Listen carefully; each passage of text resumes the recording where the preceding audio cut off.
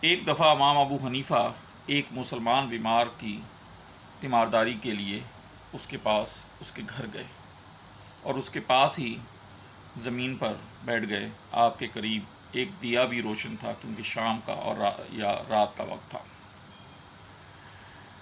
تھوڑی دیر کے بعد اچانک اس بیمار کی جان نکل گئی.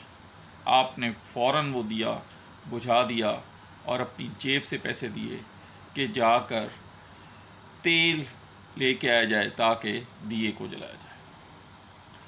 لوگوں نے اور اس کے گھر والوں نے دیا جلنے کے بعد جو آپ نے پیسوں کا منگوایا تھا اس کی وجہ پوچھی تو آپ نے ان سے مخاطب ہو کر کہا کیونکہ دیے میں موجود جو تیل ہے اب وہ اس مردے کی وراثت ہو گئی اور جس پر تمام اس کے وارثان کا قرآن کے مطابق شریعت کے مطابق حصہ ہے.